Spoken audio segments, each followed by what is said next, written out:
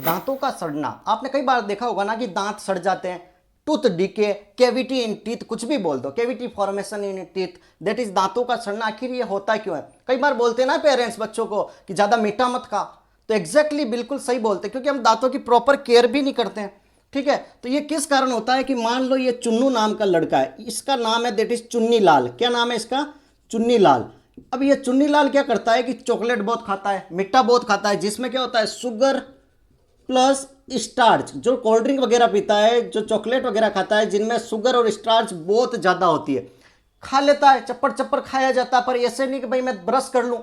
दांतों की proper care नहीं करता है, और जो प्रॉपर केयर नहीं करता ना, उन्हीं के साथ ये दांतों का सड़ना ऐसी चोट हो जाती है। अब ध्यान से देखना, ये आपको दो दांत नजर आ रहे हैं, this one is a teeth, ये आपको दांत नजर आ रहे हैं, और ये है रूट पोर्शन जो अंदर होता है।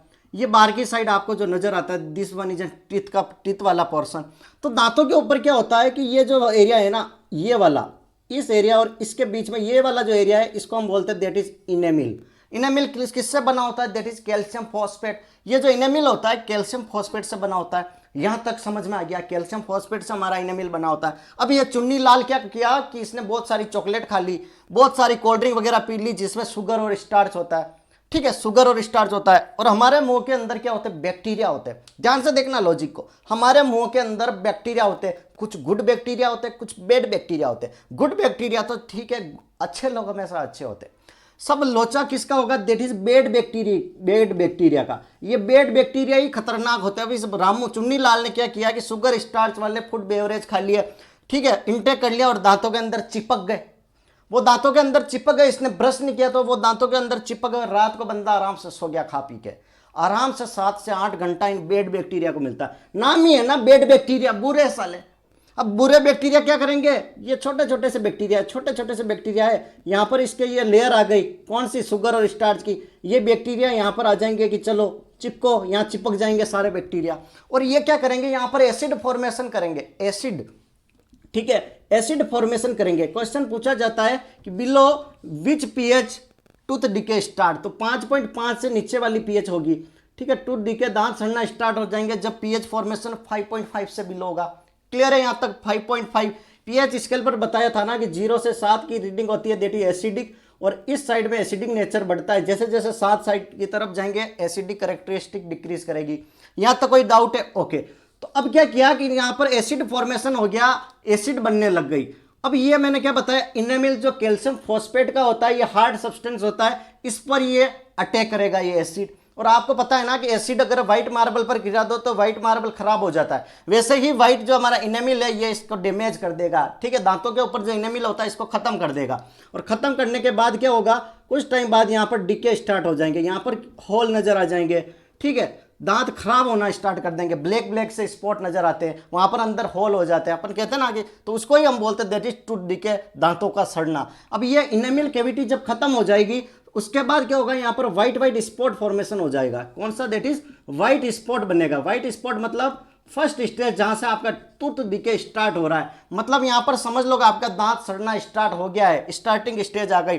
तो यहां पर आप प्रिवेंट कर सकते हो, यहां पर आप बच सकते हो। लेकिन जब कंटिन्यूअस प्रोसेस चलती है, जब होल होना स्टार्ट हो जाए, दांत सड़ना स्टार्ट हो जाए प्रॉपरली तरीके से, फिर उसको अवॉइड करना बहुत डेंजर थिंग है, बहुत रिस्की है, फिर वो आप नहीं कर सकते हो अवॉइड। इसके लिए आपको डॉक्टर के पास जाना पड़ेगा। डॉक्टर या तो कहेगा दांत निकाल दो, सेकंड, या फिर उसमें कुछ मसाला वगैरह फिलअप कर देगा।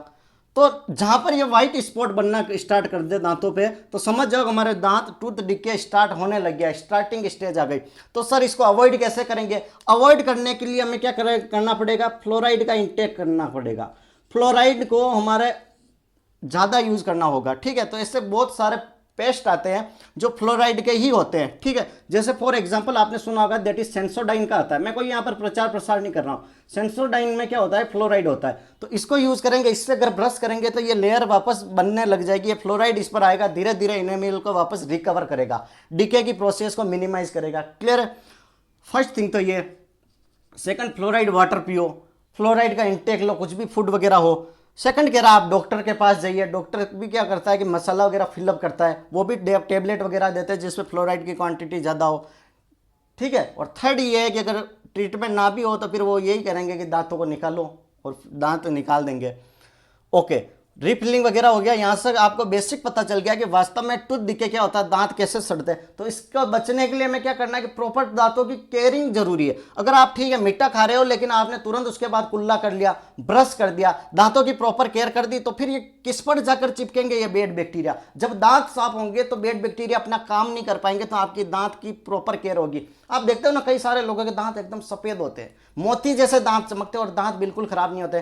कई सारों के छोटी एज में हो जाते हैं क्योंकि दांतों की केयर नहीं करते ना, कुछ भी खा लिया, सो लिया, सुबह उठ गए। तो धीरे धीरे इसको तो बेड बैक्टीरिया को तो मौका मिल रहा है ना कि भाई तो हमारी कितनी केयर कर रहा है, तो कितना हमारा ध्यान रख रहा है। दांतों पे चिपका हुआ है शुगर स्टार्च वगैरह, ये अटैक करेगा, एसिड निकलेगा, एसिड इनेमल पे अटैक करेगा, इनेमल की या कैल्शियम फॉस्फेट को धीरे धीरे खत्म कर देगा, और फिर डायरेक्ट क्या इस पे अटैक करेगा, धीरे धीरे यहाँ पर होल हो जाएंगे, केविटी बन जाएगी, केविटी बन जाएगी ना, यहाँ पे सड़ने लग जाएगा। दैट इज दांतों का सड़ना, टूथ डिके। तो आपको आई थिंक प्रॉपर कंसेप्ट समझ में आ गया होगा। Thank you so much. Channel पर नए हो तो लाइक शेयर सब्सक्राइब जरूर करें।